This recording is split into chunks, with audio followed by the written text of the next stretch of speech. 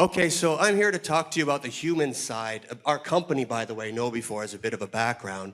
We focus on the human component, the last firewall, the human firewall. So my previous colleagues, partners that are in the technology side that you saw speak earlier, you must work with companies like that. But after they've been through that wall, they've crawled over the moat, they've been into the courtyard, they're storming the castle. Who's left? The humans. And that's where we come in.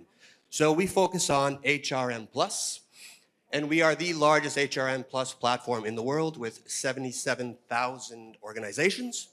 We have about 15 million customers, that's what gives me some credibility to come up here to tell a few of their stories.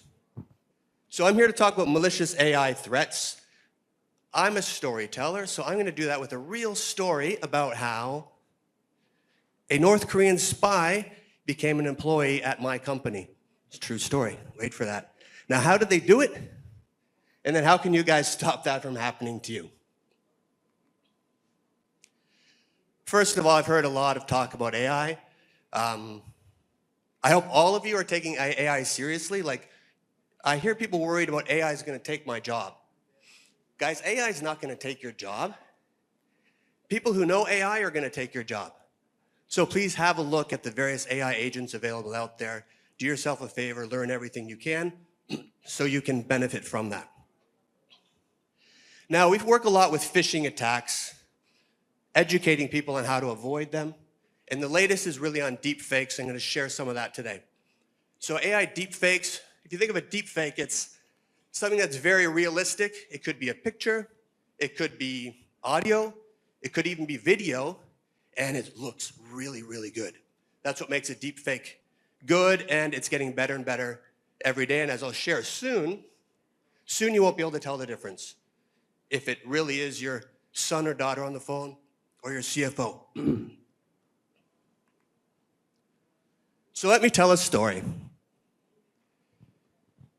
We have a lot of open opportunities at KnowBe4, and someone applied for the position of principal software engineer. Now, he looked like he had a great CV. He was working in the US, but had an Asian background. He said he went to Hong Kong for school and was born there. So that would explain the Asian accent. Now, anyone here would probably be able to tell the difference between a Korean accent and a Hong Kong accent, as I would. But people in the US probably would not. So he claimed he was educated there, claimed to work for a lot of US companies. We did 4 Zoom interviews, like legit live video interviews, and he passed with flying colors. All the background checks checked out, everything was great. Now, we hired him. So with someone, especially during COVID and so on, it's okay to not have face-to-face interviews. But we sent a laptop to this person with their YubiKey. When they logged in, they started trying to install malicious software.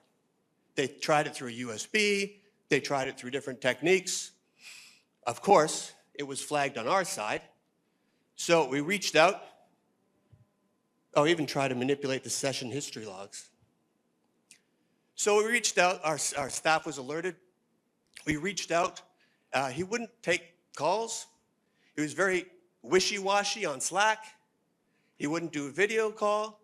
And so finally, we isolated the laptop at about 25 minutes after the first time he tried to do what he was doing. Now, the reason I share this story is I just went and talked about how we're the biggest HRM company in the world. If this can happen to us, it can happen to any of you. So rather than keep it private, our CEO decided to go public. After working with the FBI, he even wrote a blog about it, and it went viral. Now, at first I thought, oh my gosh, because my title is sales, this is going to make it hard for me to sell. But no, as it turns out, it showed the transparency in our company and how we can work with other companies to help you avoid all of this. So if you want to, take a screenshot of that or a picture of that. You can see the whole blog, the whole story there. Now the fun part. How did he do it? We don't have a lot of time. Could have done a live, like show you how to do deepfake live. I also don't want to turn you all into criminals. But if you want to have some fun with your kids, you might be able to show them someone like a Walt Disney character talking about their daddy if you want. And here's how you do it. So this is Perry Carpenter on the bottom. He's an advocate. He runs our evangelism department, wrote many books. Some of you may have heard of him. And that's a testosterone heavy Shania Twain on the top right-hand side. So he's trying to emulate, and he was showing this live at one of our events, using very simple technology that any of you can download, how to do a live deepfake. Now, with a quick Google search or ChatGPT or whatever AI you want to use, you can look at the various softwares that allow you to morph your face, even put famous people over top of your face. And these are some basic technologies that are available today. Now, Roger Grimes, oh, who's that star from X-Files? Gillian Anderson? So this is Roger showing himself as Gillian Anderson. Now, here's an example of doing AI voice cloning. You only need 7 seconds of audio to replicate anyone's voice. If you have more, it's better. So you can pretend you're the president, you can pretend you're the CFO, and that helps with like banking scams. It helps with trying to get someone to transfer money that they shouldn't transfer. So how do we defend against that? Okay. First and foremost, I'm a dad, 3 kids, so I'm going to make this personal. Let's start off with how do you protect your family? I would say make sure you have a safe word. So if someone is, well, this could be real. I might get a call from the police saying my son's in jail, right? Or he needs bail money or something. Let's hope that doesn't happen. But if it does, I have a safe word. And I'm not going to tell you guys what that safe word is. And if you don't have a safe word, it might be, hey, son, what was that movie we saw recently that you loved? And what was the scene? What was the line in that movie?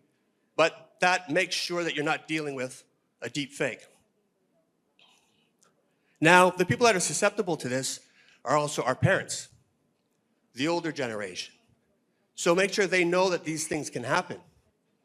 That gone are the days where Microsoft tech support's calling you, let's install something on your, although that still happens, let's install some software on your laptop. No, it's your granddaughter calling, saying, hey, Grandma, I'm out of money. I'm in the Philippines, and can you please wire some money over to me? There's hundreds of thousands of dollars of, millions of dollars, I should say, in scams happening every year. In fact, I mentioned that North Korean spy. There are thousands of North Koreans, employees, working in the US alone. Like, it's a massive, massive business, and it's funding a lot of the activities in North Korea. Another one you might want to take a picture of here. So, although there are a lot of technologies that are coming out to fight AI, to identify AI, your best bet is to be politely suspicious. Oh, I was right, it is 5 minutes, okay. So I'll speed it up. So I'm going to show you some ways to detect deepfakes, okay? But first of all, be suspicious all the time. If it seems urgent, if it seems out of character, if you're not someone who gets calls from your CEO often, be suspicious. That's the first thing you can do. And then act on that suspicion. Whenever somebody, and this is all kinds of social engineering, whether it's phishing, deepfakes, they all rely on your greed, your generosity, or some kind of urgency. So keep that in mind with deepfakes. Now, spotting a deepfake. Look for discoloration, synchronization issues. Now, this can be very difficult because even in a Zoom meeting, when people use fake backgrounds, you tend to see some problems with color. It can be challenging. However, there are some things you can notice. To the gentlemen in the room, okay, ladies too, that's too good to be true. You should identify, especially on social platforms, right? This one in that kind of world is called a catfish. Now, there are lots of romance scams that are out there, right? And so if it looks too good to be true, pause as well. Secondly, is there something funny going on? Too many fingers.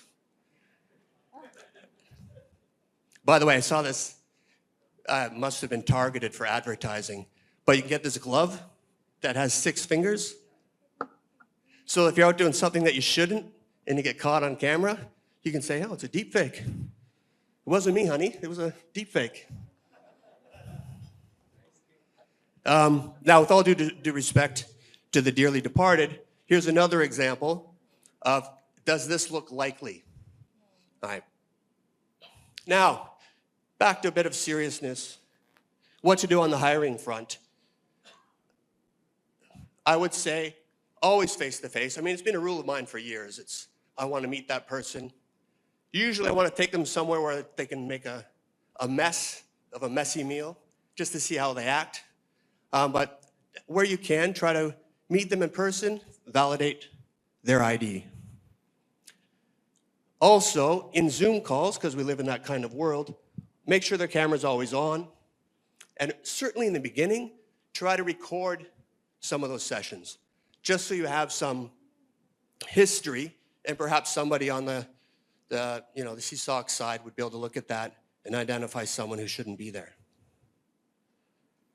Now, the next 2 slides are not what David thinks.